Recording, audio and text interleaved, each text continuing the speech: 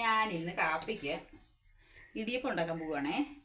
നല്ല നാടൻ പച്ചരി പിന്നെ പൊടിച്ച് വറുത്തെടുത്ത് ചൂടുവെള്ളം തിളപ്പിച്ചിട്ട് ചൂടുവെള്ളം ഒഴിച്ച് മാവ് ഉപ്പ് പൊടിയും കൂടി ഇട്ട് ഉപ്പ് കല്ലോ ഉപ്പ് നീരും ഒഴിച്ചിട്ട് മാവ് ദേ നന്നായിട്ട് തവിക്കണയും കൂടി ഇടും. കാരണം ചൂടുവെള്ളം ഒഴിക്കുമ്പോൾ നമ്മുടെ കൈ പൊള്ളില്ലേ. എന്നിട്ട് ഞാനതിനെ ഈ ഇടിയപ്പത്തിൻ്റെ തട്ടിലേക്ക് മാവ് എടുത്തു.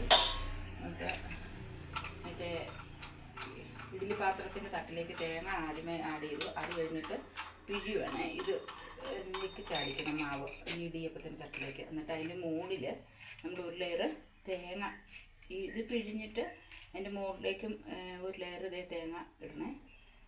ഇതിങ്ങനെ ഇട്ടിട്ട് ഇഡ്ഡലി പാത്രത്തിലേക്ക് എടുത്ത് വെച്ച് അടപ്പിട്ട് മൂടിയെടുത്ത് വേവിച്ചെടുക്കുമെന്ന് ഇടിയപ്പം നല്ല സൂപ്പർ ഇടിയപ്പം ഉണ്ടാക്കിയെടുക്കാം.